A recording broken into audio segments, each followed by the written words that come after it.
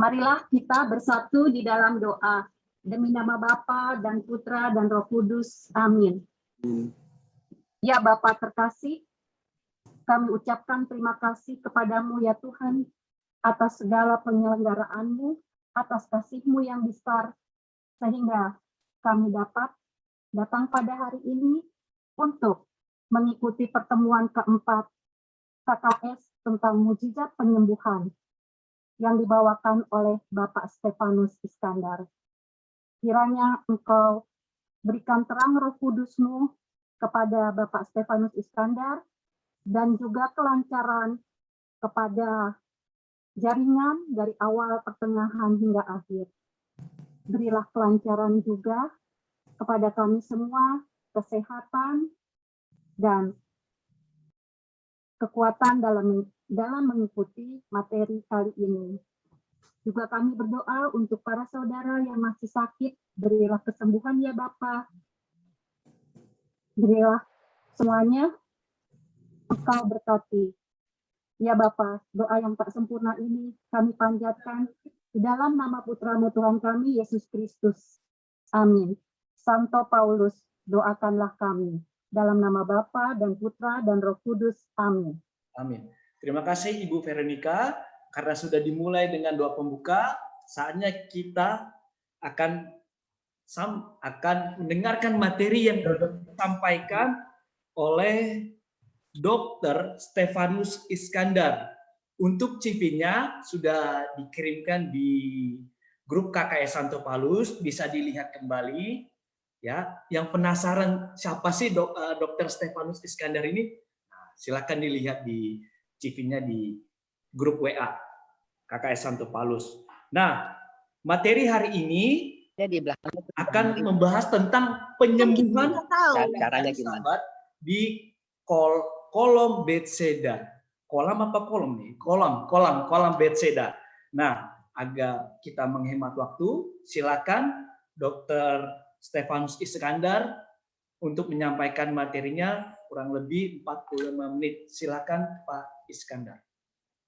Baik, terima kasih Bro moderator kita, Bro Miko. Mohon izin Romo Berto ya. Sudah ada Romo Berto sudah sampai? Ada? ada Ya, dan kebetulan ada senior saya juga, ada Pak Indra, ada Pak Fred. Ya, terima kasih nih. Pada hari ini saya dikasih kesempatan untuk men-sharingkan perikop tentang penyembuhan di kolam Bethesda. Mungkin sebelum kita mulai, boleh disiapkan Alkitabnya. Apakah sudah ada Alkitab di sisi Bapak Ibu sekalian? Boleh dikasih lihat Alkitabnya. Ini Alkitabnya. Oke, kita mau belajar Alkitab. Jadi sebaiknya kita buka Alkitab, bukan hanya buka HP ya. Karena salah satu keunggulan dari Alkitab kita itu kita bisa memberikan catatan-catatan dan lain sebagainya. Baik, saya akan mulai. Alkitabnya di HP. Ya. Jadi kita lebih membawa kitab suci daripada kita mengantongi Samsung suci, Nokia suci gitu ya. Kita lebih membawa kitab suci kita saja. Baik, sebelumnya mohon saya izinkan untuk share. Waktu saya 45 menit ya, Bro Miko ya. Iya, Pak Iskandar. Kalau anggaplah sekarang 7.40, berarti saya harus selesai di 8.25 ya. 8.25 ya. Mohon nanti 7 menit sebelum terakhir saya diingatkan. Siap, Pak Iskandar. Baik, kita akan share screen dulu.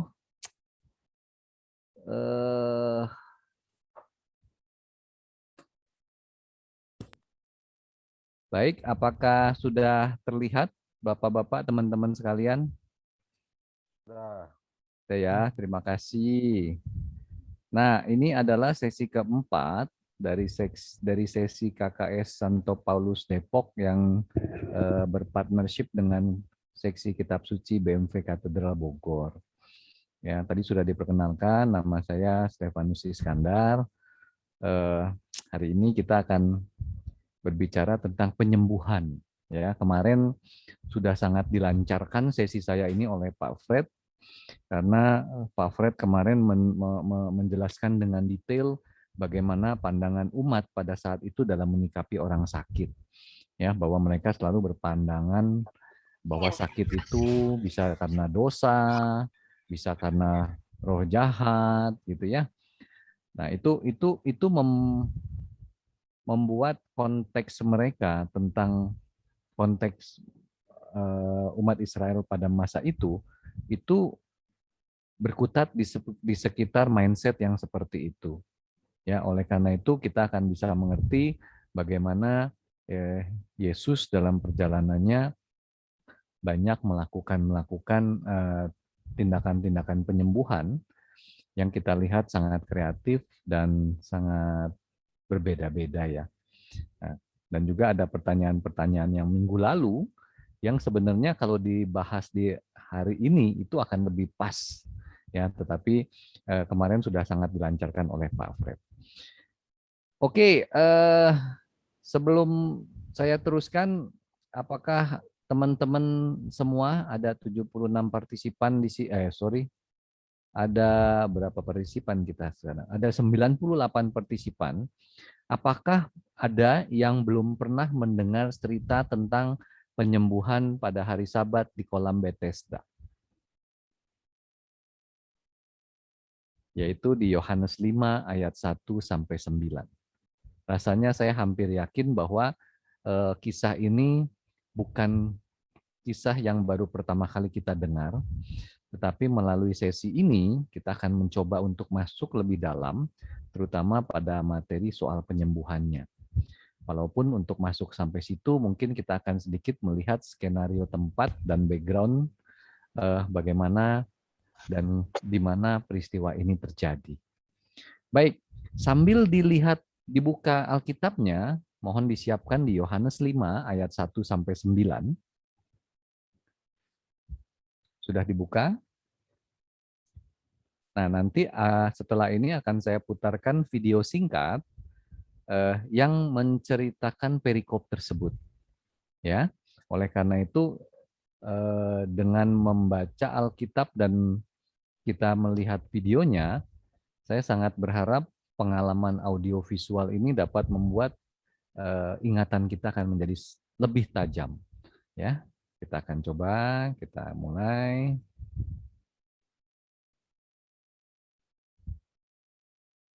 Silakan dinikmati dulu 1-2 menit video ini ya. Jangan lupa sambil dilihat Alkitabnya. Sesudah itu ada hari raya orang Yahudi dan Yesus berangkat ke Yerusalem. Di Yerusalem, dekat pintu gerbang domba, ada sebuah kota. Dalam bahasa Ibrani disebut Bethesda. Ada 5 serambinya, dan di serambi-serambi itu berbaring sejumlah besar orang sakit. Orang-orang buta, orang-orang timpang, dan orang-orang lumpuh yang menantikan goncangan air kolam itu. Sebab sewaktu-waktu turun malaikat Tuhan ke kolam itu dan menggoncangkan air itu. Barang siapa yang terdahulu masuk ke dalamnya sesudah goncangan air itu menjadi sembuh, apapun juga penyakitnya. Di situ ada seorang yang sudah 38 tahun lamanya sakit. Ketika Yesus melihat orang itu berbaring di situ, dan karena ia tahu bahwa ia telah lama dalam keadaan itu, berkatalah ia kepadanya, "Maukah engkau sembuh?" Jawab orang sakit itu kepadanya, "Tuhan, tidak ada orang yang menurunkan aku ke dalam kolam itu apabila airnya mulai goncang. Dan sementara aku menuju ke kolam itu, orang lain sudah turun mendahului aku." Kata Yesus kepadanya, "Bangunlah, angkatlah tilammu dan berjalanlah."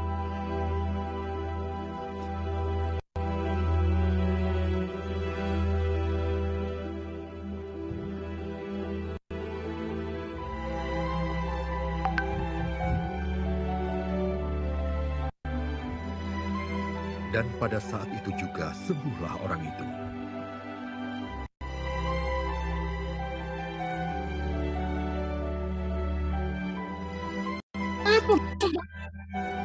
Lalu ia mengangkat tilamnya dan berjalan.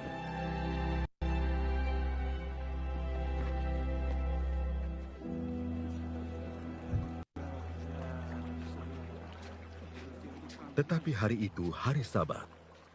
Karena itu orang-orang Yahudi berkata kepada orang yang baru sembuh itu, "Hari ini hari Sabat dan tidak boleh engkau memikul tilammu." Akan tetapi ia menjawab mereka, "Orang yang telah menyembuhkan aku, dia yang mengatakan kepadaku, 'Angkatlah tilammu dan berjalanlah.'" Mereka bertanya kepadanya, "Siapakah orang itu yang berkata kepadamu, 'Angkatlah tilammu dan berjalanlah'?" Tetapi orang yang baru sembuh itu tidak tahu siapa orang itu, sebab Yesus telah menghilang ke tengah-tengah orang banyak di tempat itu.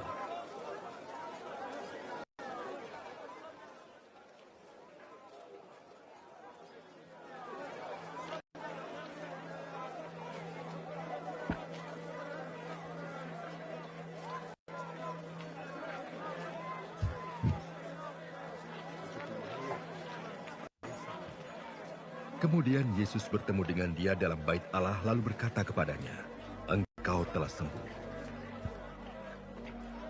Jangan berbuat dosa lagi, supaya padamu jangan terjadi yang lebih buruk." Orang itu keluar, lalu menceritakan kepada orang-orang Yahudi bahwa Yesuslah yang telah menyembuhkan dia. Dan karena itu orang-orang Yahudi berusaha menganiaya Yesus, karena ia melakukan hal-hal itu pada hari Sabat.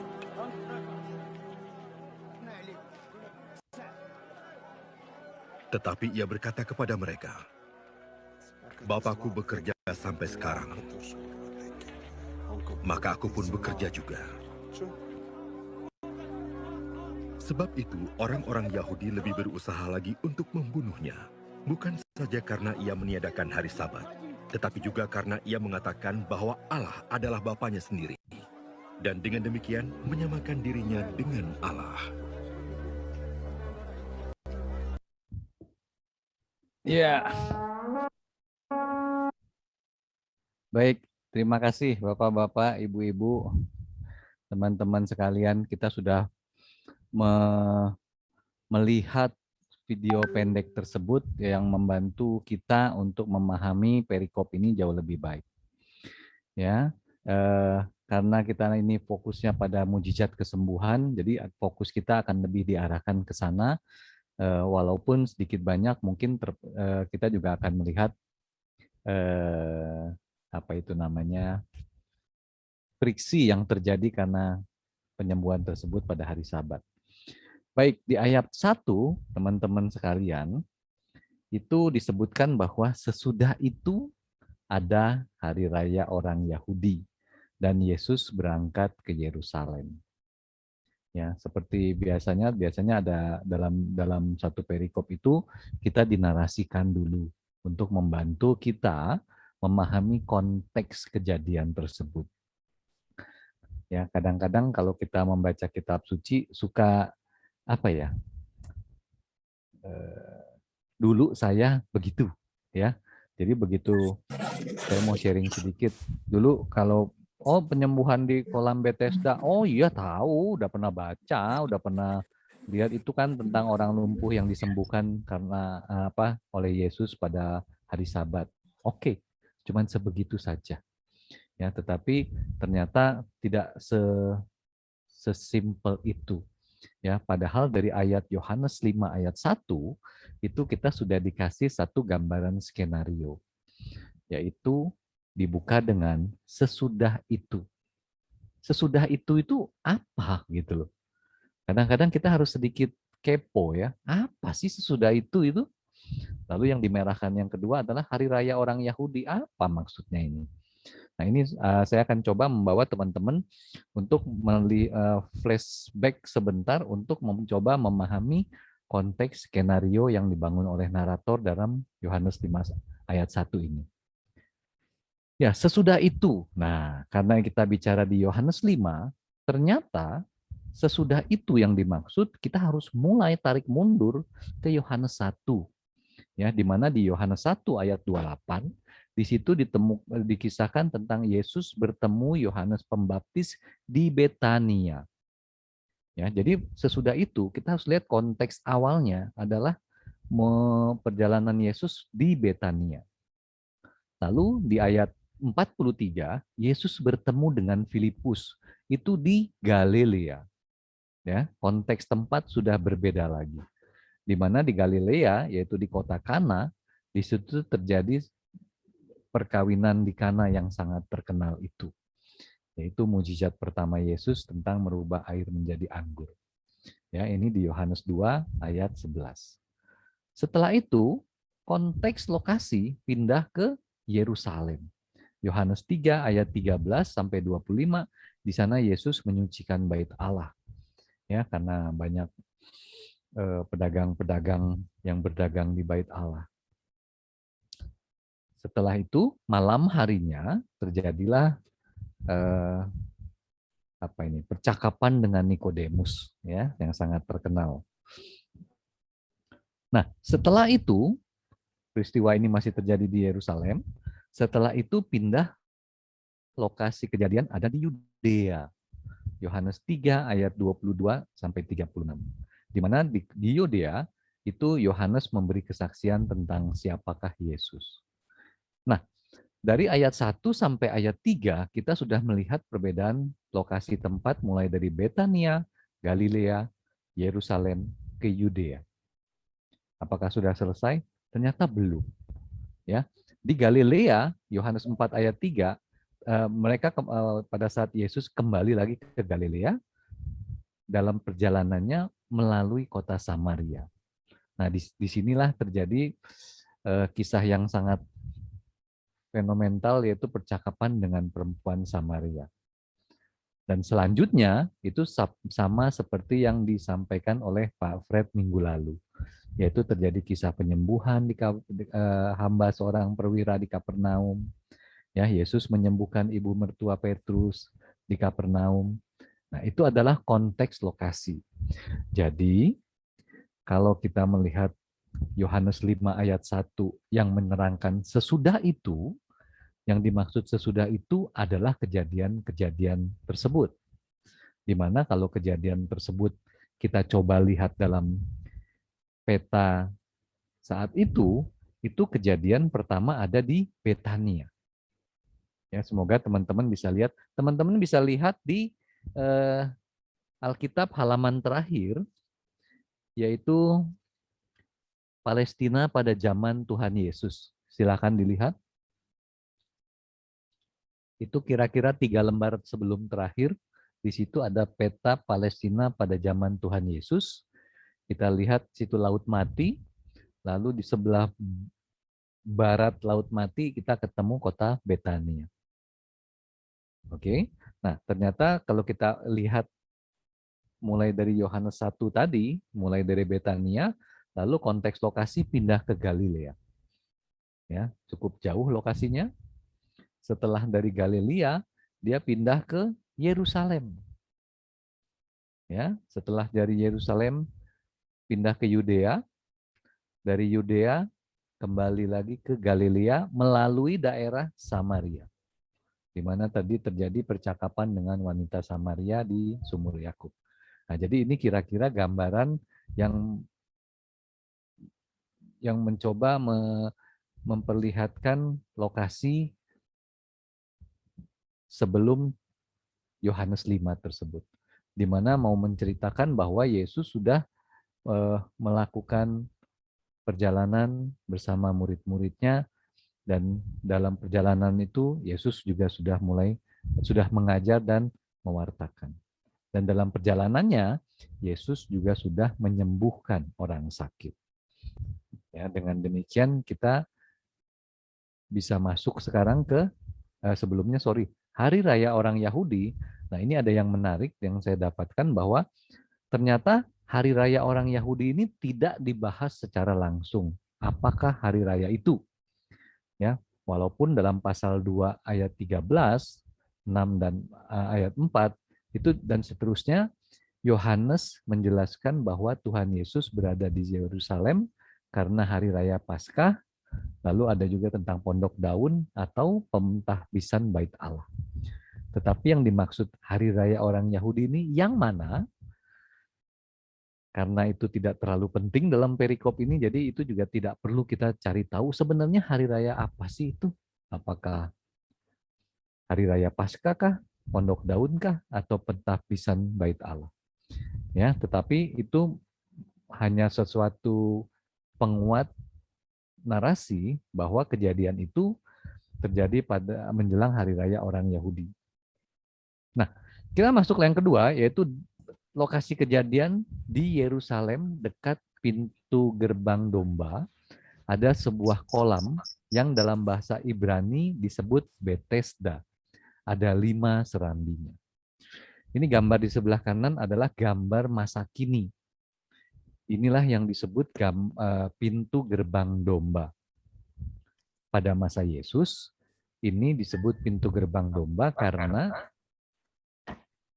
domba-domba yang akan dikurbankan di Bait Allah itu masuk melalui pintu ini. Ya. Dan dalam bahasa aslinya Bethesda berarti House of Mercy atau House of Grace. Ya, rumah yang penuh berkat. Seperti itu. Ini adalah gambaran pintu gerbang domba. Lalu selanjutnya kita coba mau melihat yang dimaksud Bethesda. Pada masa kini, reruntuhannya ditemukan dalam bentuk seperti ini. Maaf host, kelihatannya ada yang bocor nih. Oke, terima kasih. Nah, ini adalah gambaran reruntuhan kolam Bethesda pada masa kini. Ya, jadi mungkin tidak terlalu pas dengan seperti apa yang coba digambarkan dalam film atau dalam beberapa gambar, tetapi dari reruntuhan kolam Bethesda itu kita mendapatkan sesuatu hal yang penting bahwa tempat itu sungguh ada. Ya, dengan demikian akan membawa kita bahwa itu bukan karangan, itu bukan cerita-cerita, tetapi itu memang ada. Ya, lalu ini adalah gambar kolam Bethesda pada masa musim hujan, di sini mulai agak basah. Lalu pada masa musim kering ini sudah ditumbuhi rumput-rumputan. Ya, inilah yang dimaksud dengan kolam tersebut. Ya, sesungguhnya di daerah sini dekat pilar ini, sayang tidak tergambarkan dengan baik, itu ada gambar relief malaikat yang sedang melayang dari atas ke bawah dengan tangan malaikat menyentuh air. Ya, sayang reliefnya sudah sangat rusak sehingga sudah tidak terlalu jelas lagi. Tetapi relief itu mau menjelaskan cerita bahwa pada masa itu mereka percaya air bergolak karena digerakkan oleh malaikat, sehingga orang yang masuk duluan ke dalam air tersebut, apapun penyakitnya akan sembuh. Demikian. Ini yang coba digambarkan dalam film tadi, kira-kira mirip seperti ini. Lokasi kejadian di pinggir kolam, kita tahu bagaimana pada saat air mulai bergolak, sudah pasti yang lumpuh akan ketinggalan oleh orang sakit yang lain. Mungkin ada yang sakit kulit, sakit tangan, sakit mata, sakit telinga, apapun itu memudahkan kakinya untuk melangkah duluan sampai ke kolam. Karena dalam narasi tersebut diceritakan bahwa yang pertama kali turun air itulah yang sembuh. Yang kedua dan yang ketiga bagaimana? Tidak dijelaskan, dan itu membawa kesan bahwa mereka yang kedua, yang ketiga tidak sembuh. Hanya yang pertama. Dengan demikian banyak orang-orang sakit berkumpul di serambi-serambinya, ya, untuk menunggu air bergejolak. Ya, itu kita dengarkan dalam video tadi. Nah, di serambi-serambi itu berbaring sejumlah besar orang sakit, orang buta, orang timpang, orang lumpuh yang menantikan goncangan air kolam itu. Jadi, yang ditunggu itu adalah berkat kesembuhan dari kolam itu. Di sini sama sekali tidak diceritakan tentang bagaimana orang tersebut beriman atau tidak beriman, apakah mereka tetap menjalankan hukum Taurat atau tidak, Prinsipnya mereka di situ hanya menunggu air yang bergoncang, karena itulah yang menjadi kepercayaan kuat dari mereka. Ya. Sebab sewaktu-waktu turun malaikat Tuhan ke kolam itu dan mengguncangkan air itu, barang siapa yang terdahulu masuk ke dalamnya, sesudah goncangan air itu menjadi sembuh apapun penyakitnya. Nah, itu penting. Ya. Jadi mereka itu semua hanya menantikan berkat kesembuhan. Ya.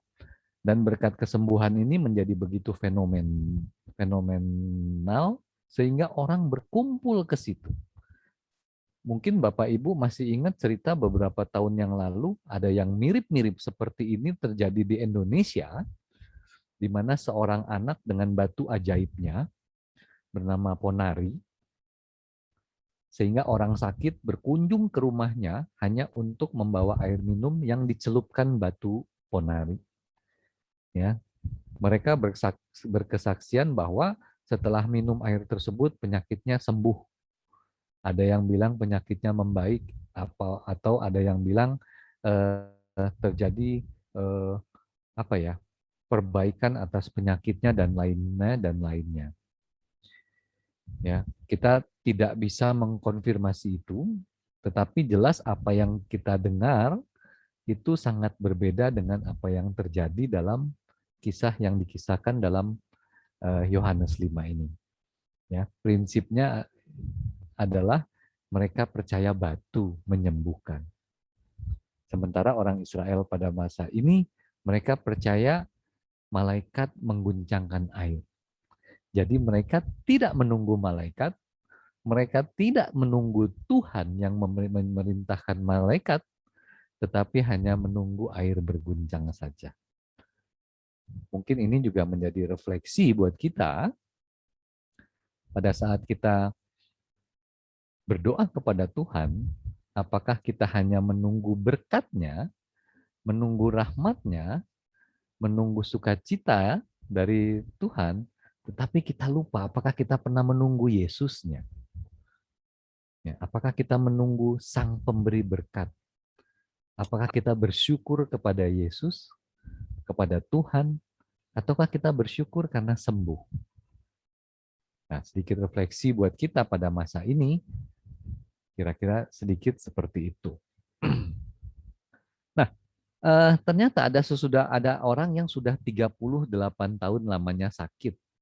Ya, ketika Yesus melihat orang itu berbaring di situ, dan karena ia tahu bahwa ia telah lama dalam keadaan itu, berkatalah ia kepadanya, "Maukah engkau sembuh?" Sebenarnya ini menjawab pertanyaan teman-teman kemarin tentang apakah seseorang harus beriman untuk sembuh. Nah, dalam kisah ini kita bisa melihat apakah orang ini mempunyai iman kepada Yesus. Bahkan orang ini kenal pun tidak, meminta pun tidak, berdoa pun tidak. Bertemu kepada Tuhan Yesus, dia meminta kesembuhan juga tidak. Tetapi semua dimulai oleh Yesus. Jadi inisiasi awal dari kesembuhan ini, siapa yang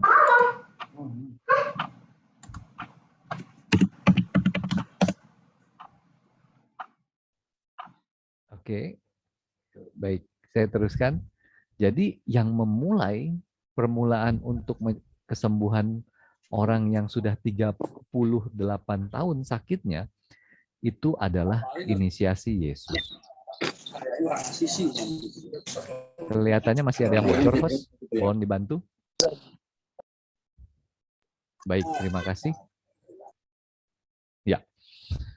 Ya, jadi semuanya dimulai oleh Yesus tanpa diminta. Ya, dari perikop ini sesungguhnya kita bisa bercermin pada masa kita saat ini. Ya, kadang-kadang saya pernah mendengar cerita ada seorang umat yang sakit gitu ya. Saya sudah berdoa tetapi kok saya tidak sembuh. Tetapi pasien kamar sebelah boro-boro berdoa. Ya, malah kelakuannya tidak baik, Tapi kok dia sembuh gitu loh. Kenapa saya tidak? Padahal mereka dalam bangsal penyakit yang sama umpamanya. Apakah ini membuat bahwa Tuhan tidak adil? Apakah ini Tuhan tidak mendengar doa saya? Atau yang lainnya, Kita tidak bisa menjudgment atau membuat suatu kesimpulan sedemikian. Ya, dari peristiwa ini kita melihat bahwa semua dimulai dengan karena Yesus berbelas kasih. Ya, Yesus berbelas kasih bisa kepada siapa saja. Bahkan kepada orang yang sama sekali tidak mengenal Yesus pun, Yesus tetap berbelas kasih. Ya, jadi tidak perlu ada kecemburuan kita sebenarnya dari berkat Yesus, kalau berkat tersebut ternyata belum sampai kepada kita, walaupun kita sudah berdoa cukup lama. Nah, pada saat itu Yesus bertanya, maukah engkau sembuh? Kalau pertanyaannya, maukah engkau sembuh? Sesungguhnya jawabnya adalah mau atau tidak. Mau atau tidak mau. Ini hanya pertanyaan tertutup. Ya, bukan pertanyaan terbuka yang harus dijelaskan. Ya, kalau pertanyaan terbuka biasanya dibuka dengan statement kenapa. Nah, itu biasanya harus perlu penjelasan. Mengapa? Ya, itu perlu penjelasan. Tetapi kalau hanya pertanyaan pendek, maukah engkau sembuh? Jawabannya yang wajar adalah mau atau tidak mau. Tetapi kita lihat bagaimana respon dari orang tersebut. Jawab orang sakit itu kepadanya, Tuhan, tidak ada orang yang menurunkan aku ke dalam kolam itu apabila airnya mulai goncang. Dan sementara aku menuju ke kolam itu, orang lain sudah turun mendahului aku. Kita lihat ada dua frekuensi yang tidak sama. Tuhan Yesus menawarkan kesembuhan. Karena Tuhan Yesus kita tahu mempunyai kuasa. Tuhan Yesus berbicara tentang hal ilahi, sementara pas orang tersebut menjawab tentang hal yang duniawi yang dia pahami. Dia menjawab sesuai pengetahuannya, dia menjawab sesuai kepercayaannya. Orang tersebut menjawab sesuai pengetahuannya. Dia hanya tahu bahwa kalau sampai duluhan pada saat air berguncang, itu dia akan sembuh. Itu yang dia tahu. Dan itu juga yang dia percaya. Sehingga dia menjawab hanya sesuai kemampuannya. Kira-kira mirip seperti kita ya. Kadang-kadang kita berdoa pun menyampaikan sesuatu kepada Tuhan, itu hanya sesuai yang kita mau, sesuai yang kita tahu, bahkan kadang-kadang doanya kita detailkan sampai caranya memenuhi doa kita pun kita sebutkan. Seolah-olah Tuhan Yesus dalam mendengarkan doa tersebut harus ikut aturan saya. Nah, mungkin ini menjadi refleksi kita. Padahal pertanyaan Tuhan, maukah engkau sembuh? Ya, jadi buat kita yang sakit, apapun sakit kita saat ini, mungkin sebenarnya pada saat ini Tuhan Yesus juga sudah menawarkan itu kepada kita. Maukah engkau sembuh? Tetapi kita masih menjawab dengan cara yang kita tahu dan yang kita percayai. Yaitu, mau sih, cuman aku belum ada biaya operasi. Ya, mau sih, tetapi BPJS saya belum keluar kartunya. Mau sih, tetapi lagi pandemi nih, saya belum berani kontrol ke dokter saya. Nah, itulah pertanyaan-pertanyaan yang jawabannya mirip dengan orang lumpuh tersebut. Nah, sekali lagi, pada malam ini kita mendapat pertanyaan dari Yesus, maukah engkau sembuh? Caranya gimana? Terserah Yesus. Cara dia, bukan cara kita. Ya, kalau pakai cara kita, Yesusnya nanti malah bingung sendiri. Ya, biarkan pada saat itu kita hanya percayakan kepada Yesus. Ya. Biasanya kita selalu mempercayakan permohonan-permohonan kita kepada Yesus, tetapi kita terkadang lupa mempercayakan seluruh hidup kita kepada Yesus. Oke? Nah, mungkin itu sebagai refleksi kita menanggapi ayat 7 ini, di mana orang tersebut menjawab berdasarkan versinya. Kita teruskan. Kata Yesus kepadanya, bangunlah, angkatlah tilammu dan berjalanlah. Saya teringat pertanyaan minggu lalu tentang apakah boleh kita berdoa mengharapkan kesembuhan saja sehingga tidak mau ke dokter, tidak mau berobat, tidak mau ngapa-ngapain, hanya di rumah saja, tapi percaya mujizat akan terjadi dan berdoa saja. Nah, dari kisah cerita ini, mungkin ini bisa menjawab pertanyaan tersebut. Pada saat itu, Yesus berkata, bangunlah, angkatlah tilammu dan berjalanlah. Kalau orang itu tidak mau melakukan firman Tuhan, dia tidak mau bangun, dia tidak mau mengangkat tilamnya, dan dia tidak mau berjalan, apakah dia sembuh? Ya, kita percaya mungkin dia tidak sembuh. Kenapa? Karena dia tidak menjalankan apa yang Yesus perintahkan kepadanya. Kalau diperintahkan bangunlah, mestinya kita bangun. Angkatlah, kita harus angkat. Berjalanlah, kita harus berjalanlah. Itu perintah Yesus kepada orang lumpuh tersebut. Perintah Yesus kepada kita apa? Teman-teman yang sudah ikut CAP, pada waktu pengutusan CAP, perintah Yesus kepada kita apa? Masih ingat ya? Pergilah, jadikanlah seluruh bangsa muridku. Apakah kita melakukan itu enggak?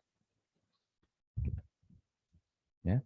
Kata Yesus kepadanya, bangunlah. Kalau dia tidak bangun, itu sama seperti kita tidak melakukan perintah Yesus.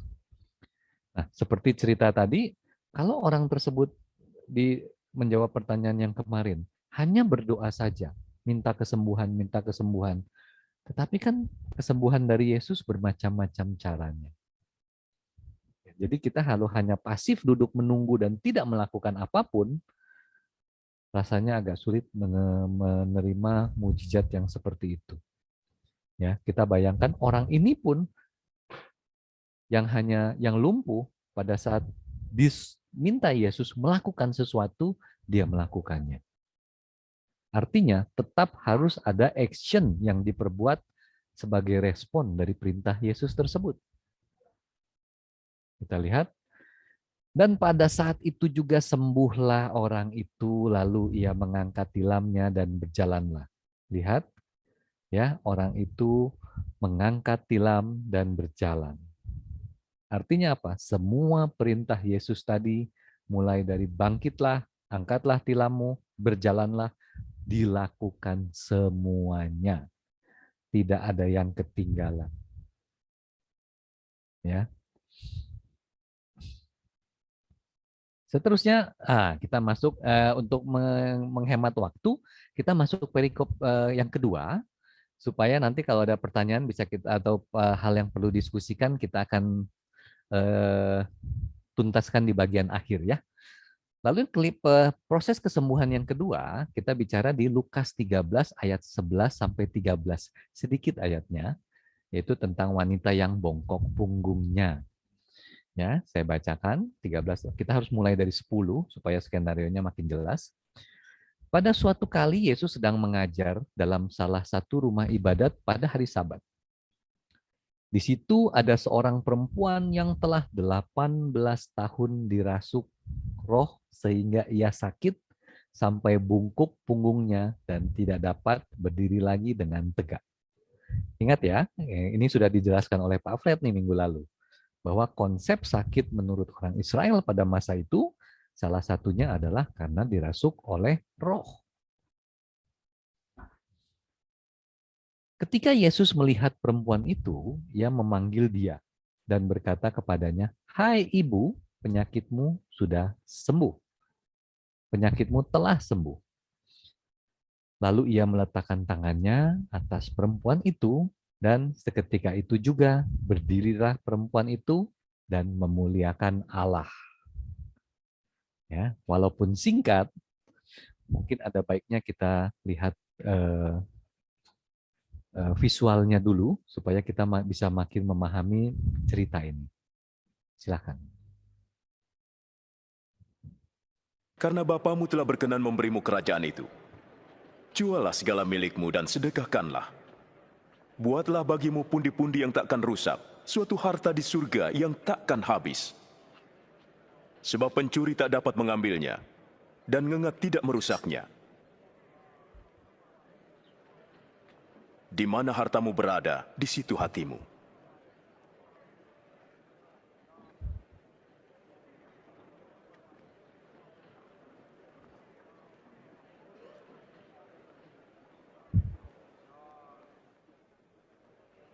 Ibu, sakitmu telah sembuh.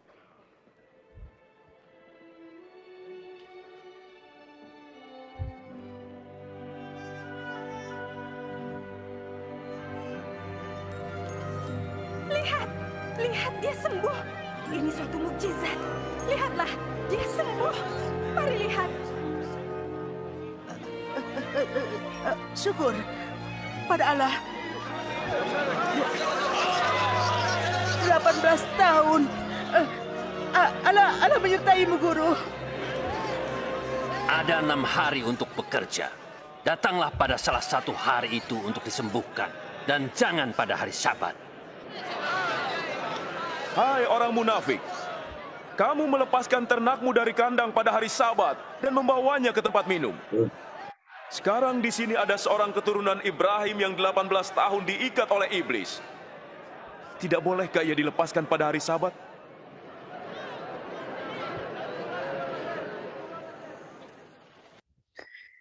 Ya, Karena Bapamu telah... ya, itu yang sudah kita lihat ya, Bapak-bapak, Ibu-ibu, teman-teman sekalian. Ya, kita dari 2 konteks cerita dalam perikop tersebut banyak hal yang kita lihat ya. Tapi sebelumnya saya mau coba untuk melihat sedikit ya penyembuhan, di mana penyembuhan yang dari mujizat Yesus dan penyembuhan dari dokter. Ya, kita mau lihat coba beberapa perbedaan ya. Yang pertama adalah kalau kita lihat dalam perikop tadi, mukjizat dari Yesus itu terjadi seketika. Ya. Hai ibu, penyakitmu sudah sembuh, dan langsung sembuh. Ya, sedangkan kepada si lumpuh, bangkitlah, berjalanlah, angkatlah tilammu, langsung sembuh. Sementara kalau dari dokter biasanya terjadi melalui proses. Ya, yang demam, demamnya mulai turun. Yang lumpuh, lumpuhnya sedikit demi sedikit baru bisa mulai digerakkan. Perlu proses, dan prosesnya panjang. Oke. Lalu yang kedua, mujizat Yesus itu dengan prosedur yang sangat sederhana. Ya, kita lihat dalam perikop banyak di kitab suci, seringkali Yesus hanya bersabda saja. Sembuh, langsung sembuh. Ada juga yang menggunakan ludah dicampur dengan tanah untuk menyembuhkan orang buta, gitu ya. Dengan apapun yang ada di sekitar dan sangat sederhana. Ya. Tapi kalau yang dari dokter, maaf kalau ada teman sejawat saya di sini ya. Kelihatannya kita ada teman sejawat saya di sini. Biasanya dengan prosedur yang sulit. Ya.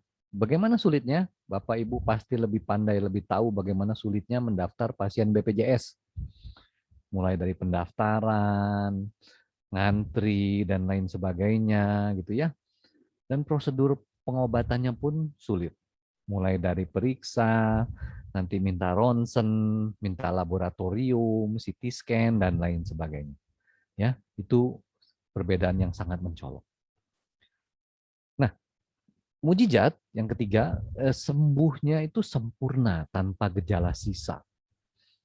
Ya, sementara masih ingat teman-teman 10 orang kusta yang disembuhkan oleh Yesus? Ada yang masih ingat? Boleh buka mic kalau masih ingat?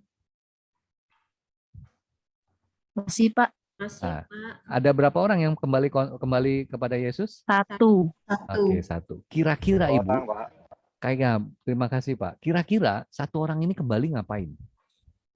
Bersyukur. Ya, ya. Kalau sama dokter kalau disuruh kembali ngapain? Periksa lagi.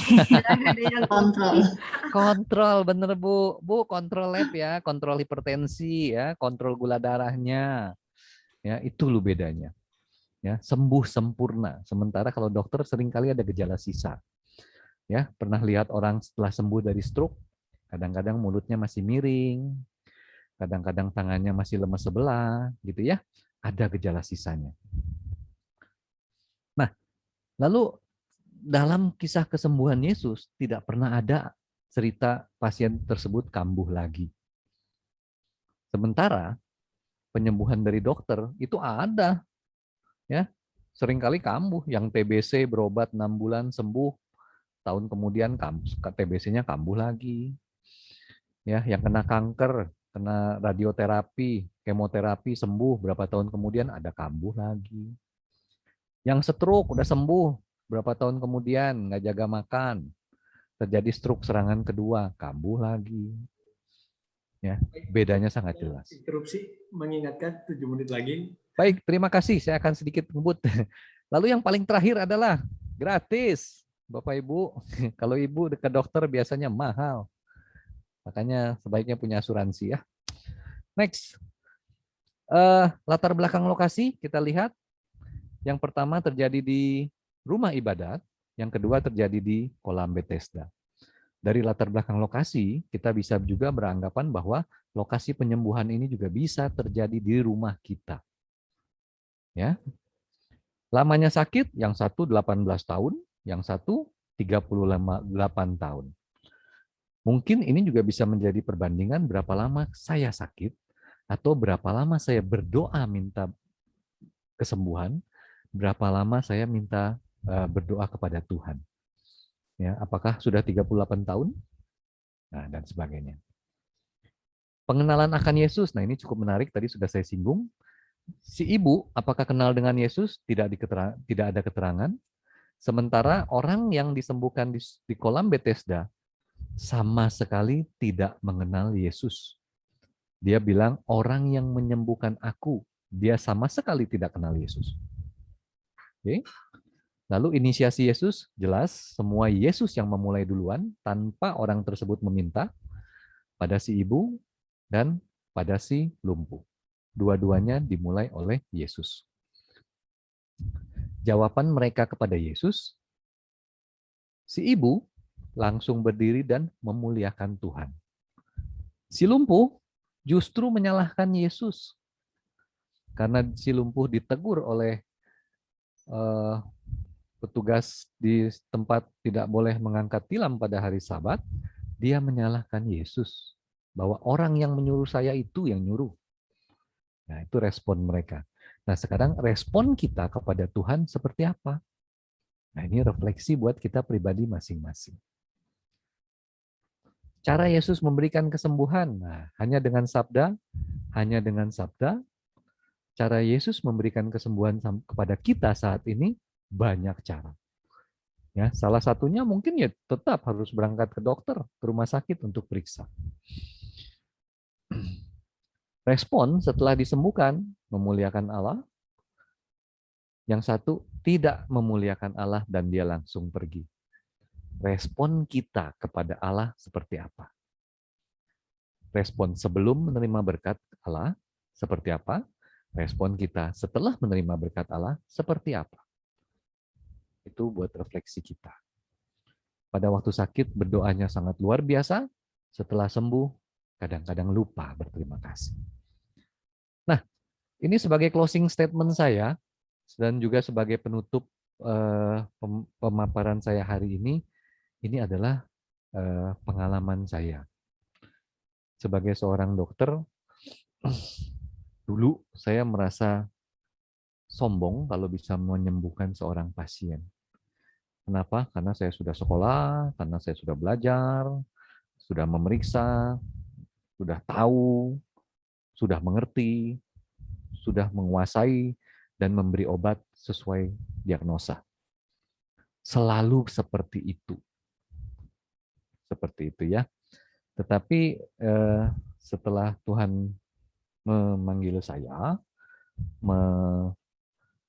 mengajak saya untuk lebih menanggapi Tuhan, merespon panggilannya, makin lama aku kok makin jelas ya, bahwa sebenarnya saya itu tidak menyembuhkan loh. Ya, seperti gambar dari Harry Anderson yang hidup tahun 1906 sampai 1996 dalam lukisannya yang berjudul The Consultation. Ya, ini sungguh-sungguh merefleksikan diri saya. Ya, kita lihat di sini gambar seorang dokter, ya, di mana dokter ini pada saat dia masih sedang berpikir sakit apakah pasien ini, walaupun sudah dibantu seorang perawat sekalipun, ya, pada saat belum menentukan diagnosa, masih sedang proses berpikir, sesungguhnya Tuhan Yesus sudah meletakkan tangannya kepada pasien tersebut. Jadi yang menyembuhkan siapa? Yang menyembuhkan dokter atau yang menyembuhkan Tuhan Yesus? Ya, pengalaman ini terjadi pada saya pada saat saya mendapat 2 orang pasien yang persis sama diagnosa penyakitnya.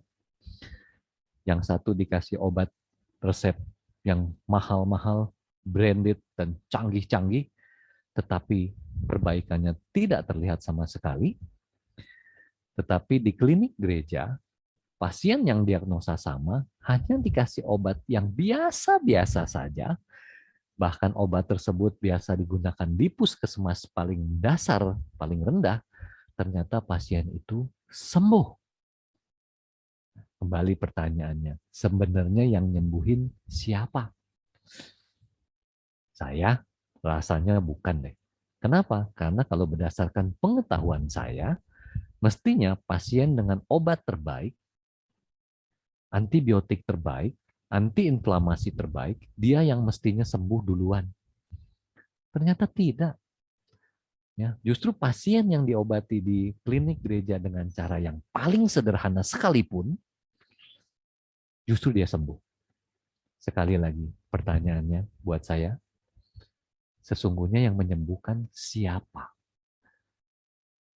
Akhirnya dengan personal refleksi saya, dibantu dengan lukisan The Consultation ini, saya jadi mengerti bahwa sesungguhnya saya hanya dipakai sebagai perantara saja. Sumber kesembuhan hanya dari Sang Tabib Ilahi, Yesus Kristus. Jadi, apakah saya berhak untuk berkata bahwa saya telah menyembuhkan pasien tersebut? Rasanya saya malu mengatakan itu. Kalau ada pasien bilang, dokter terima kasih saya sudah sembuh, saya hanya bisa terima kasih pada Tuhan. Saya nggak ngapa-ngapain sebenarnya, ya saya hanya menjadi perantara saja. Baik, terima kasih Bapak Ibu, teman-teman sekalian. Itu adalah closing statement sekaligus sedikit refleksi pribadi dari saya atas perikop ini berdasarkan kesembuhan-kesembuhan yang dibicarakan di Injil Lukas dan Yohanes. Terima kasih, saya kembalikan ke Pak Niko. Silakan Niko. Baik, terima kasih Pak Iskandar, luar biasa sekali materi hari ini. Ya, kalau boleh disimpulkan oleh moderator, ya. Pertanyaan tadi menarik ya, di awal dengan maukah engkau sembuh? Nah, demikian pertanyaan Yesus kepada orang yang sakit kurang lebih selama 38 tahun. Nah, pola penyembuhan di kolam Bethesda menyatakan kepada kita bahwa manusia tidak dapat selamat dengan mengandalkan hasil usahanya sendiri. Seperti tadi refleksi dari Pak Iskandar dalam menjalani profesinya sebagai dokter. Manusia hanya bisa selamat apabila menaruh imannya kepada Yesus Kristus yang adalah firman Allah yang berinkarnasi. Melalui karya penyelamatannya di kayu salib, manusia yang beriman bisa diselamatkan dan memperoleh hidup kekal. Mukjizat yang dilakukan oleh Yesus masih berlaku sampai sekarang seperti yang dialami oleh Dr. Iskandar tadi. melalui profesinya sebagai dokter, ya, dan akan terus berlaku sampai kedatangan Yesus yang kedua kali.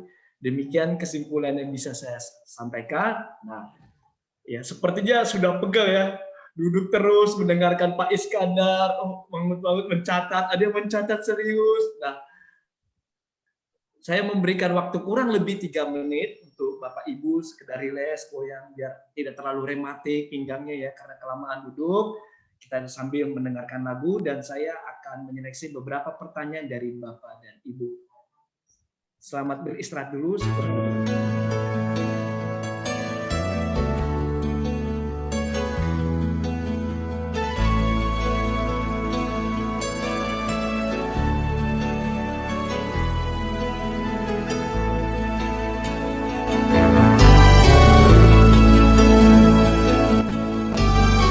Bagaimana ku kan bernyanyi tentang kasih cintamu.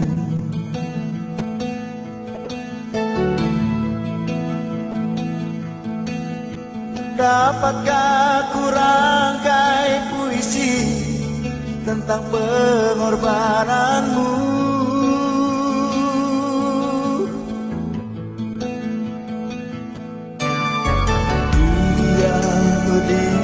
Gantikan mahkota kemuliaan-Mu, Tuhan, karena diriku yang berdosa nyawa Kau serahkan.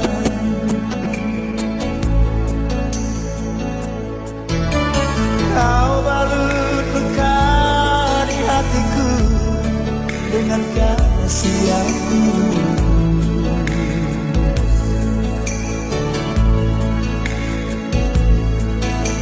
Dosa yang merasuk Kau basuh dengan darah-Mu kudus.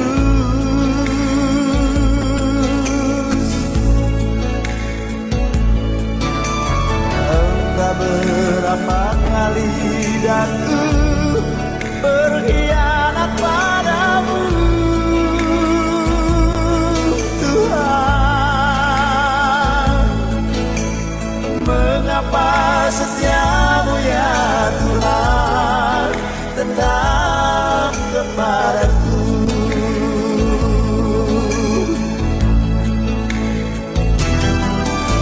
Sungguh ku tak mampu memahami kasih dan setia-Mu ya Tuhan. Bagiku yang hina ini Kau rela berkorban.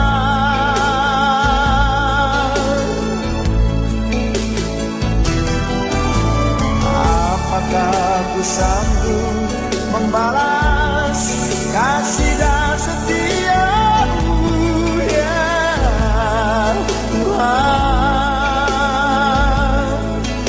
Sebagaimana adanya daku, ku berserah padamu.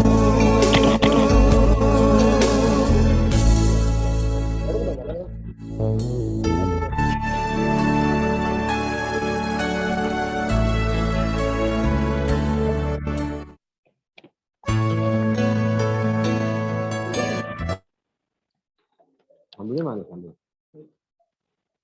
Ya. Oke, setelah tadi rileks, minum sebentar, ya kita akan mendalami lebih dalam tentang penyembuhan di kolam Bethesda. Kita akan foto bersama dulu. Nah, kita siapkan gaya tercantik kita, yang mau sisiran boleh sisiran dulu, ya.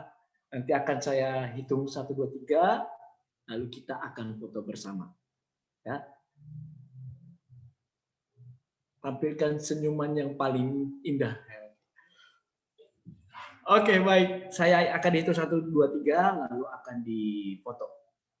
Siap? 1, 2, 3. 5 kali ya. 1, 1, 2, 3. Oke, 2 kali. 1, 2, 3. 3 kali. 1, 2, 3. 4 kali. Nah, ini yang terakhir. Jangan sia-siakan momen kesempatan terakhir. 1, 2, 3. Oke, wah semuanya senyum ya, sepertinya bahagia ya mendengar kisah penyembuhan. Baik, kita akan mendalami bersama peristiwa penyembuhan di kolam Bethesda. Pertanyaan akan nanti ditampilkan. Nah, nanti sistemnya seperti ini, Bapak dan Ibu sekalian. Saya akan bagi beberapa sesi. Nah, setiap sesi ada pertanyaan yang nanti akan ditampilkan di layar, lalu akan langsung direspon oleh Pak Iskandar. Seperti itu ya, Pak Iskandar. Baik, silakan boleh Pak Miko. Oke, bisa ditampilkan di layar dan bisa dilihat di layar Bapak dan Ibu sekalian. Oke.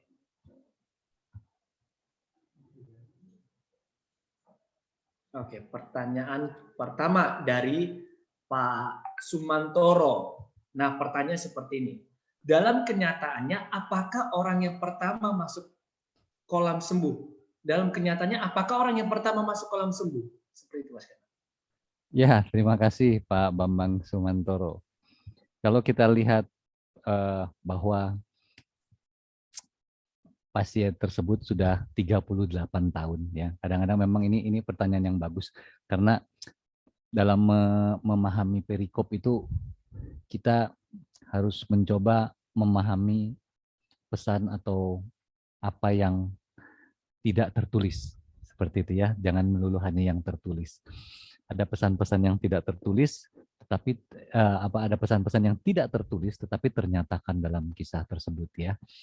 Jadi kalau kita melihat dalam perikop tersebut, kalau orang itu sudah 38 tahun lumpuh dan berada di situ cukup lama, ya dapat dipahami bahwa memang dia melihat bahwa orang yang pertama itu turun ke kolam, dia sembuh.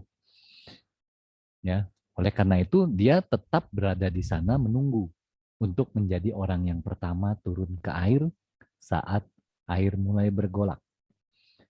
Kalau dia ada di situ dan dia tidak melihat, oh ternyata bukan yang turun pertama, kedua, ketiga tidak ada yang sembuh, rasanya mustahil ya bahwa orang tersebut tetap berada di sana bertahun-tahun.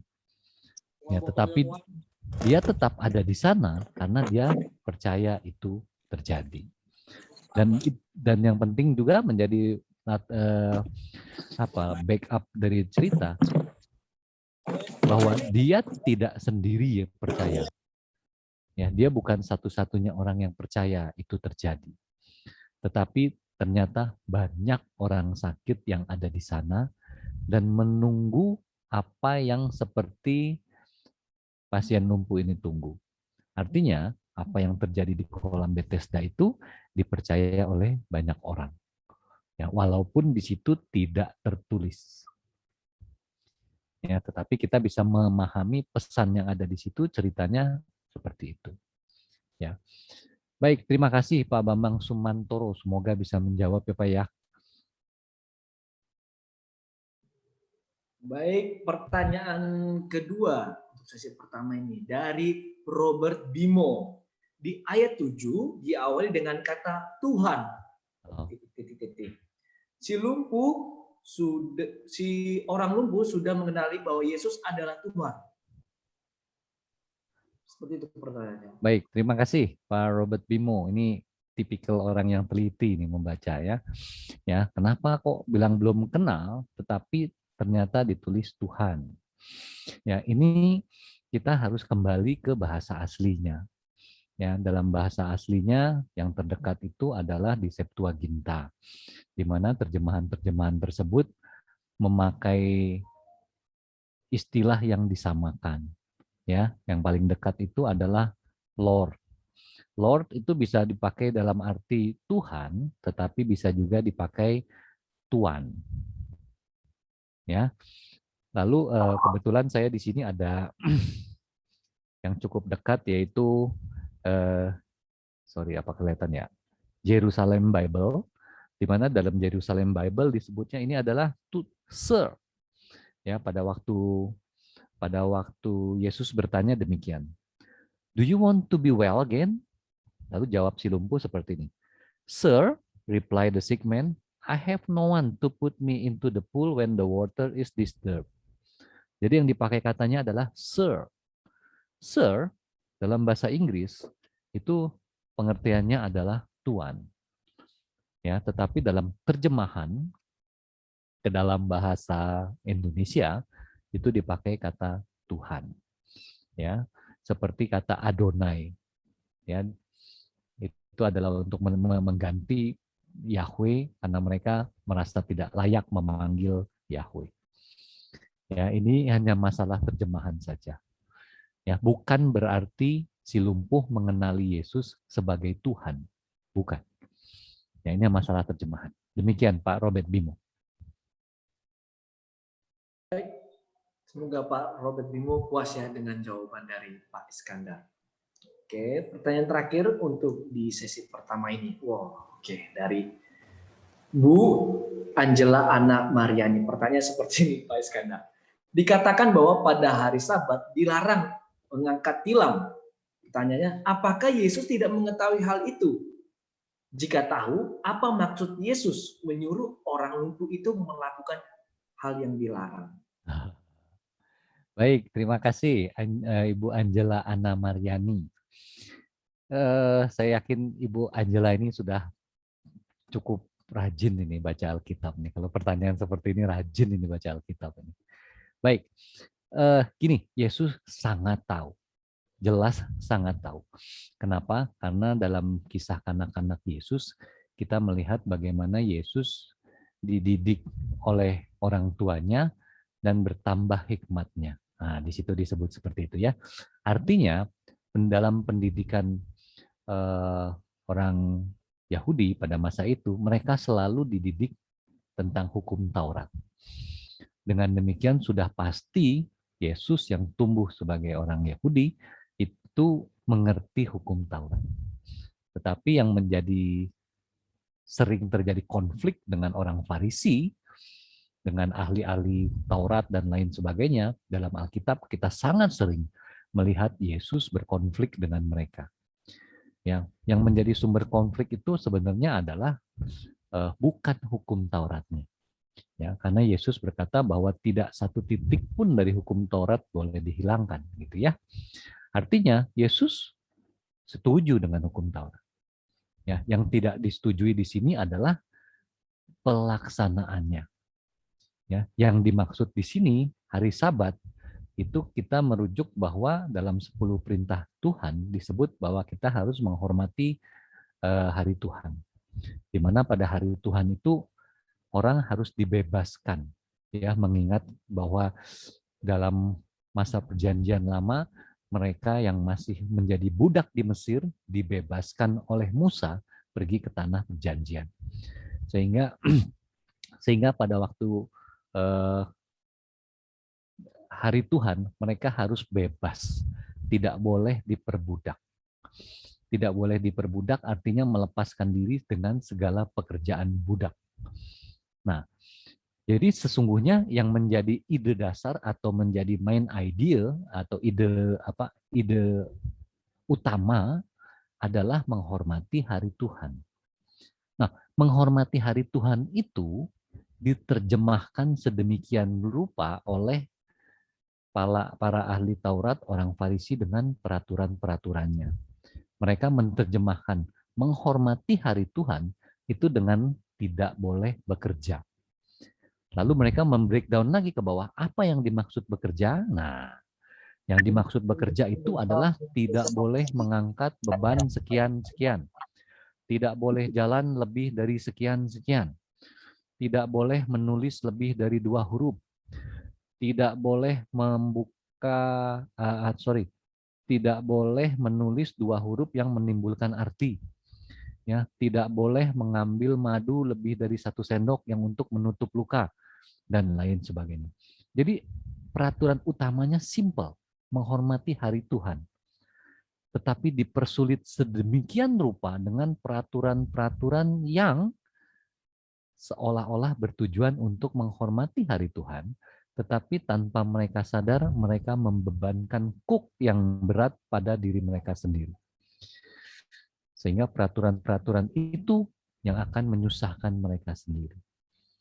Nah, yang Yesus tahu tentang hukum Taurat, tetapi penerjemahan hukum Taurat dengan cara para ahli Taurat dan orang Farisi, itu yang sering Yesus berkonflik dengan mereka. Dan yang paling nyata di sini, Yesus memberikan penjelasan. Kenapa begitu? Ya, tadi dijelaskan bahwa karena Allahku, Bapakku masih bekerja, aku juga harus bekerja. Seperti itu. Jadi bukan karena hukum Tauratnya, tetapi pemahaman hukum Tauratnya yang salah. Sehingga Yesus sering berkonflik dengan mereka. Ya, bahkan sampai aturan mencuci kaki, mencuci peralatan makan, peralatan bait Allah, semua diatur demikian rupa dalam hukum Taurat tersebut. Padahal sesungguhnya yang Allah mau adalah hormati hari Tuhan. Bagaimana cara menghormati hari Tuhan? Nah, itu yang diterjemahkan dengan begitu banyak aturan yang kadang-kadang tidak masuk akal. Demikian kira-kira Ibu Angela. Semoga bisa menambah sedikit penjelasan. Terima kasih Pak Stefanus. Oke, baik. Terima kasih Pak Iskandar. Semoga puas ya dengan jawaban Pak Iskandar, Bu Angela. Wah, pertanyaannya luar biasa ya dari Bapak Ibu sekalian ya. Luar biasa. Bapak Ibu peserta KKS ini mempersiapkan diri ya membaca kitab suci. Oke, baik, kita masuk ke sesi kedua. Wah, seperti Pak Iskandar mulai kesulitan nih menjawab pertanyaan peserta nih. Oke. Apakah? Oke, baik. Kita masuk ke sesi 2.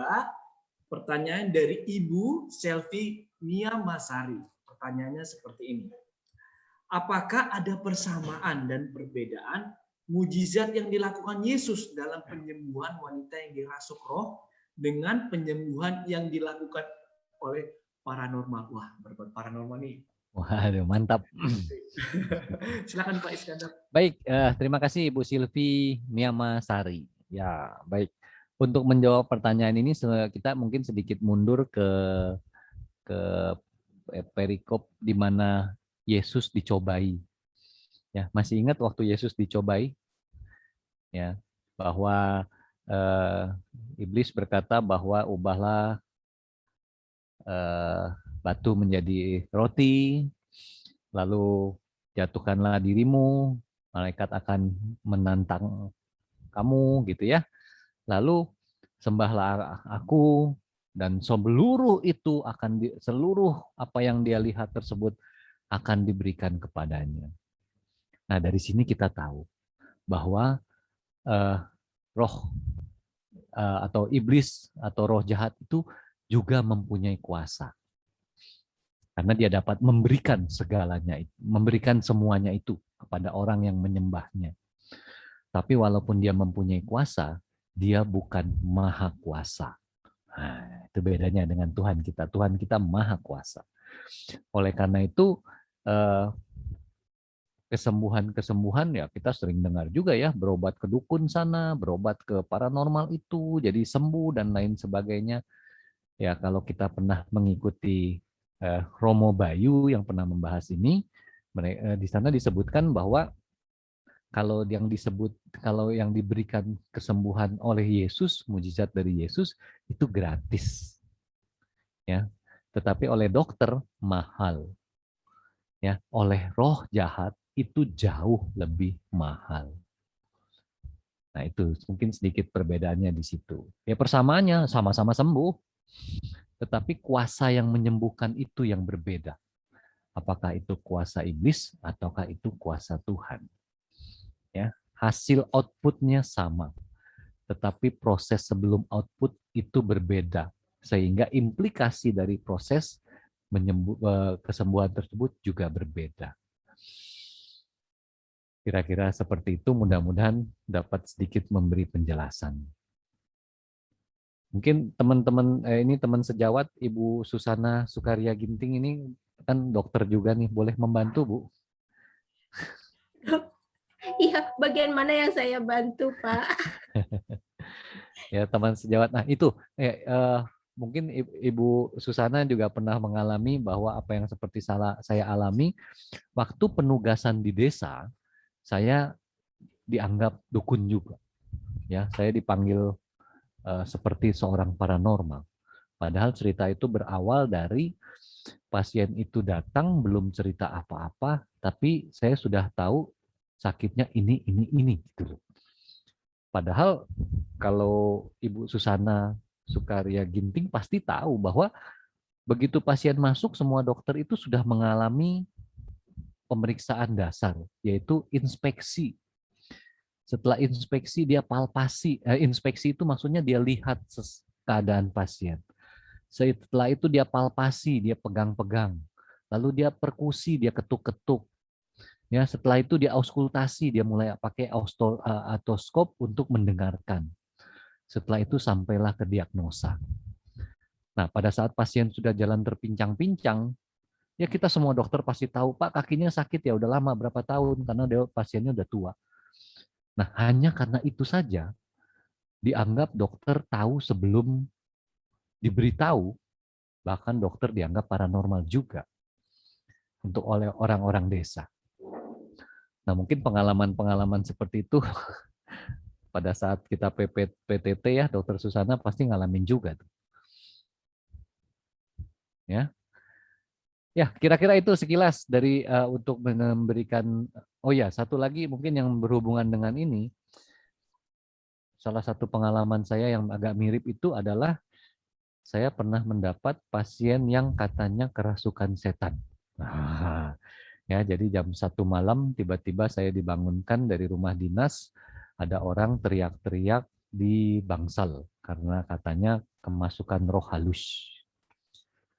Lalu dipencet sana, pencet sini, bacain ini, bacain itu, tetap tidak sembuh-sembuh. Akhirnya saya dibangunkan, lalu setelah saya periksa, semuanya tanda vital normal. Ya buat dokter yang paling gampang ya suntik saja dengan obat penenang. Ya, dikasih Valium, 1 ampul udah mulai teler, ampul kedua dia tidur, selesai. Lalu orang-orang desa bilang dokter lebih hebat daripada dukun. Ya terang saja buat kami dokter, terang aja dikasih Valium 2 ampul, siapapun teler. Seperti itu. Ya, tetapi itu pengalaman-pengalaman. Ya, kira-kira seperti itu. Itu bukan berarti saya lebih maha kuasa loh ya, tetapi itu karena berdasarkan keilmuan saja. Baik, selanjutnya mudah-mudahan menjawab ya Bu Silvi Miamasari ya.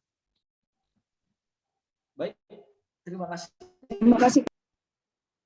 Oke, terima kasih Pak Iskandar. Mungkin dari penjelasan Pak Iskandar mulai sadar, semoga semua kita Bapak Ibu sekalian lari ke Tuhan ya, bukan ke paranormal.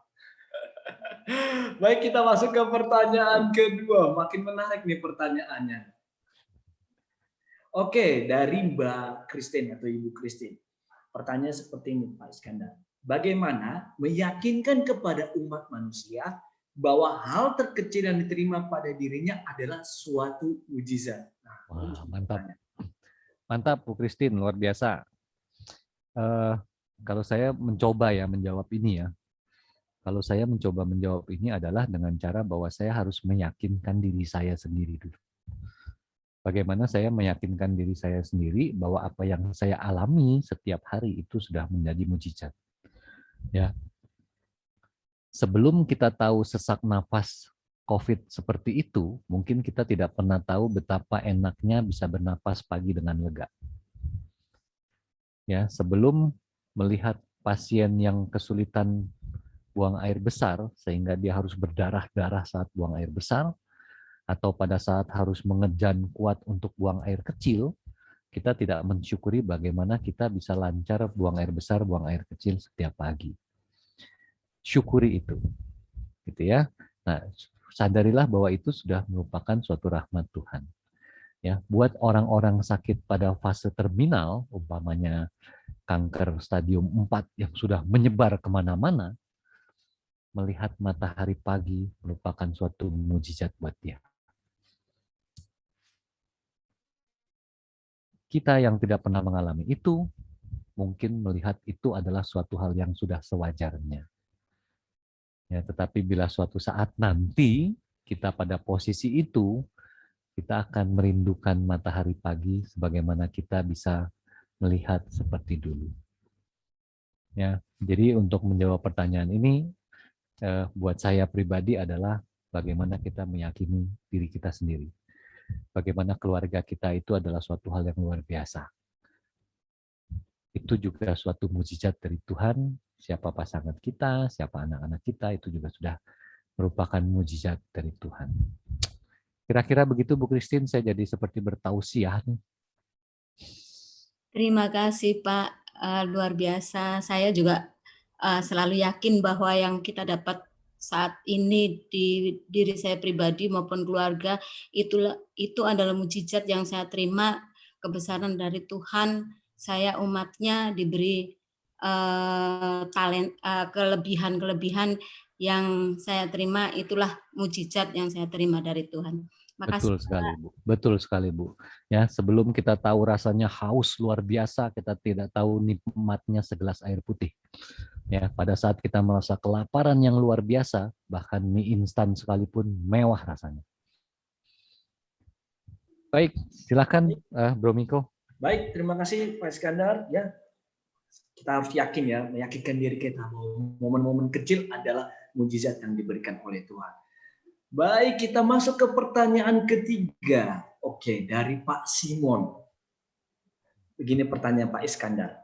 Mengapa Yesus tidak memulai dengan mengampuni orang tersebut, mengampuni dosa orang tersebut, namun langsung ke mujizat penyembuhan? Oke, kritis ini ya pertanyaannya. Iya, betul. Mantap Pak Simon, terima kasih. Ya, ini dari perikop yang kita baca hari ini, kita mendapat suatu insight atau penglihatan atau kita mendapat pengenalan Yesus dengan cara yang sedikit berbeda. Di mana kita dapat melihat bagaimana Yesus menyembuhkan orang tanpa diminta, tanpa harus ada tanpa harus ada prasyarat. Ya, bertobatlah dulu baru diampuni. Belum tentu juga. Tapi kalau Yesus menunjukkan kasih-Nya, ya, dalam beberapa perikop ada ayat-ayat yang menyebutkan bahwa karena berbelas kasih, karena belas kasihan, maka Yesus menyembuhkannya. Jadi Yesus menyembuhkannya dulu. Setelah menyembuhkan baru Yesus berpesan, jangan berbuat dosa lagi. Jadi konteksnya bukan terbalik, dikasih syarat dulu baru disembuhkan, bukan begitu. Jadi tidak pernah ada Yesus berkata bahwa jangan berbuat dosa lagi, jangan ini, jangan itu, jangan ini. Oke, setuju? Baru disembuhkan. Belum ada perikop itu. Tetapi Yesus menyembuhkan dulu. Ya, ini sebenarnya terjadi buat kita. Ya, bagaimana kita bertobat? Bagaimana saat kita bertobat, kita mohon pengampunan Tuhan. Tahun depan ngaku dosa, dosanya masih yang itu juga. Masih yang sama juga. Malah kadang-kadang kita cari romo yang nggak kenal untuk mengaku dosa. Benar nggak gitu ya Bapak-Bapak Ibu? Nah, artinya apa? Ya itulah, bahwa kita pun menerima berkat pengampunan dari Tuhan. Seperti itu. Ya. Jadi kita melihat satu perspektif lain di mana Yesus menyembuhkan tanpa diminta, tanpa kenal sekalipun, tetapi semua karena belas kasihan. Ini juga mengajarkan kita, kalau kita mau berbuat kasih kepada orang lain, apakah kita menunggu orang tersebut meminta bantuan kita?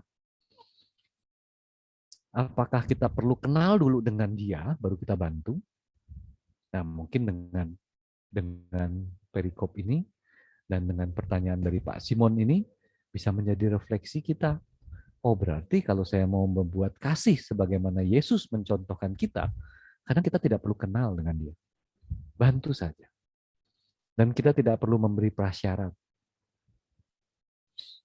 dalam memberikan bantuan. Bantu saja. Seperti itu. Terima kasih, Pak Simon.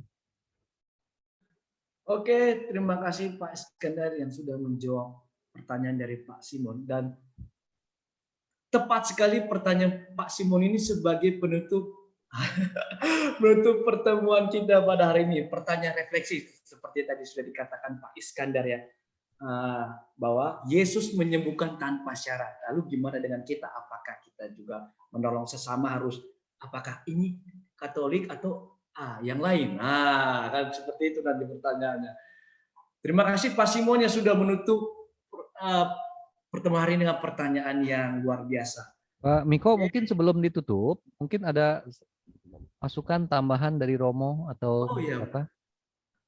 Silakan Pater Berto mungkin bisa menambahkan, melengkapi. Silakan, Pater. Saya tidak menambahkan seperti sesi-sesi sebelumnya. Saya adalah penikmat juga, menikmati semua sajian yang disampaikan oleh rekan-rekan, termasuk juga Pak Dokter pada malam hari ini. Terima kasih sudah memperkaya saya dalam permenungan ini, termasuk juga pada malam hari ini. Terima kasih. Terima kasih, Pater. Terima kasih, Pak Fred. Pak Fred, mohon masukannya Pak Fred dan Pak Indra, mungkin Pak Darmawan, silakan.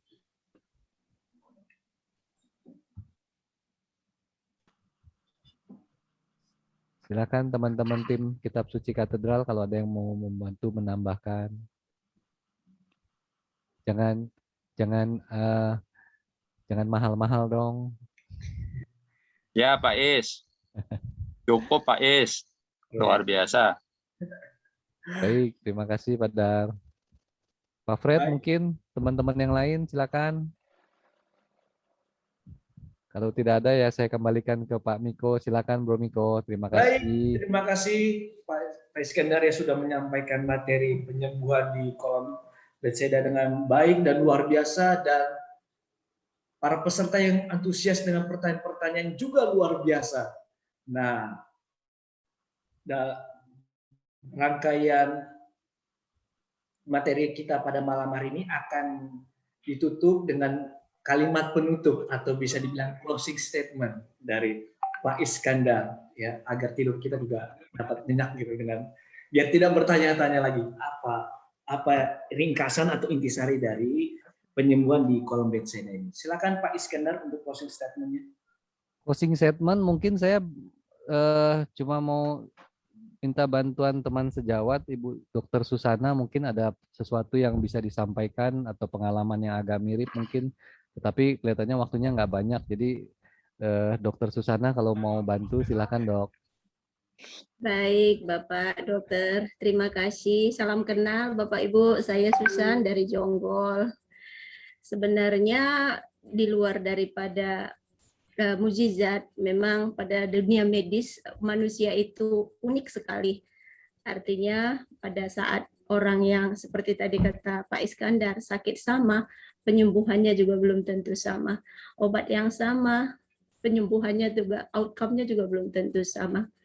Orang yang sesuci apapun belum tentu perjalanan hidupnya semulus-mulus yang bisa kita lihat. Orang yang sesakit apa, seberdoa apa, sekencang apapun, belum tentu juga hasilnya seperti yang diharapkan. Jadi memang inisiasi ada pada Tuhan, kuasa ada pada Tuhan, ya semuanya memang tetap pada Tuhan, dan kita memang hanya bisa berserah sepenuhnya, hanya mohon belas kasih karena memang Tuhan yang punya kuasa atas kita, termasuk dalam penyembuhan, dalam kesakitan atau dalam hal dosa sekalipun. Karena ya tadi ada pertanyaan, kenapa kadang Tuhan memulakan dengan dosamu diampuni, padahal dalam hal ini tidak ada kata pengampunan juga.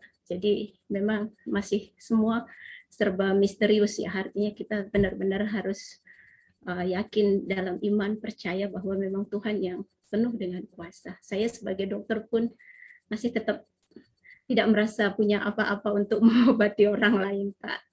Terima kasih Romo, Bapak, Ibu. Baik, terima kasih Dokter Susan ya. Terima kasih. Dokter. Ya. Kembali Pak Miko, silakan. Oke, baik. Terima kasih atas kesaksiannya. Nah, semakin meneguhkan kita ya, dan semakin yakin bahwa iman kita akan menyelamatkan kita dari hal-hal yang jahat. Nah, tanpa berpanjang waktu lagi, memperpanjang waktu. Nah, saatnya door prize. Wah, kalau door prize ini semangat semua ya. Baik. Nah, kita akan mulai door prize-nya. Bisa ditampilkan di layar alat pemutarnya. Oke. Nah, karena saya moderator nih, hak moderator nih. Oke, saya hitung 1, 2, 3 putar ya. 1, 2, 3, silakan diputar. Oke, ya. Oke, siapa yang mendapatkan? Woi, Pak Ignatius, S-nya apa nih? Narastradi. Oke, selamat ya untuk Pak Ignatius Narastradi. Apakah ada di pertemuan malam ini? Apakah ada di layar ini? Pak Ignatius Narastradi. Kocok ulang ya. Baik, akan dikocok ulang. Kita ulang lagi ya. Wah, untung aja belum ada yang dapat. Baik, kita mulai lagi. 1, 2, 3, putar. Stop. Oke. Kita lihat siapa yang mendapatkan. Oke, Pak Sony Hernantio. Pak Sony Hernantio, apakah ada di? Apa? Oke, wah selamat Pak Sony Hernantio. Ya, penantiannya mungkin terjawab sudah.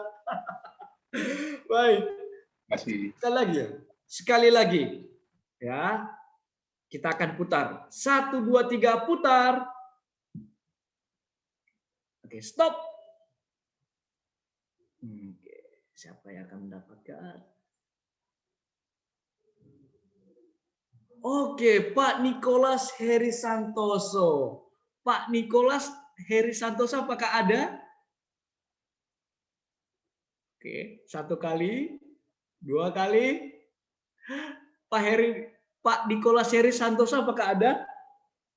1 kali, 2 kali, 3 kali. Oke, sebenarnya tidak ada ya, tidak ada. Kita putar lagi. 1, 2, 3, putar. Stop. Oke, siapa ya kira-kira? Ini Pak ya? Oh ya, Pak Justi Irjayanta. Apakah ada Pak Justi Irjayanta? Pak Justi? Halo, Pak Justi Irjayanta, apakah ada? Oh, ini kayak main kuis ya di siaran televisi. Oke, tidak ada ya, hangus ya. 1, 2, 3, hangus. Kita putar lagi. Baik, putar. Stop. Oke, ini Bapak mulu dari tadi ya. Bapak lagi. Pak Irdia Setiawan. Pak Irdia Setiawan. Apakah ada Pak Irdia Setiawan? Pak Irdia Setiawan, apakah ada? 1 kali, 2 kali. Pak Irdia. 3 kali, hangus. Kita cari lagi. Putar. Stop.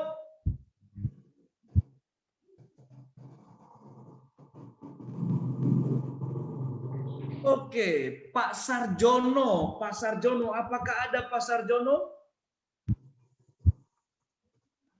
Ini Pak Sarjono? Saya jadi ragu, apakah suara saya terdengar ini? Pak Sarjono, apakah ada? 1 kali, 2 kali? Nggak ada. 3 kali. Hangus. Kalau begini nanti saya yang milih nih, yang menang nih. Oke, baik, kita putar lagi ya. 1, 2, 3, putar. Stop. Semoga ada nih kali ini.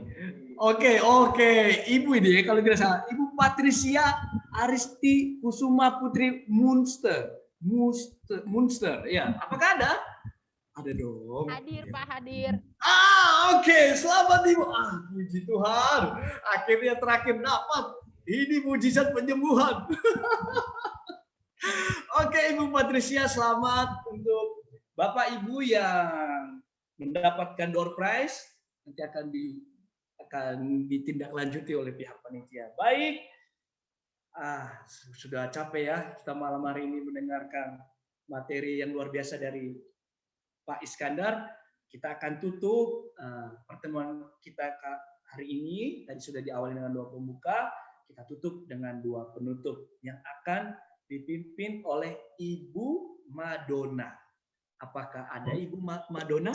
Ada, Pak Miko. Baik. Dipersilakan Ibu Madonna menutup rangkaian acara kita pertemuan KKS pada malam hari ini. Ya, terima kasih Pak Miko. Mohon izin nanti Romo Berto tolong berkat penutup ya Romo ya. Terima kasih. Oke, siap. Romo, Bapak, Ibu, dan orang-orang muda, mari kita bersatu dalam doa, dalam nama Bapa dan Putra dan Roh Kudus. Amin. Bapa yang berada dalam kerajaan surga, terima kasih atas penyertaan-Mu dan bimbingan-Mu, karena kami pada hari ini dapat mengikuti pelajaran KKS keempat, dari awal pelajaran sampai dengan akhir, dengan baik.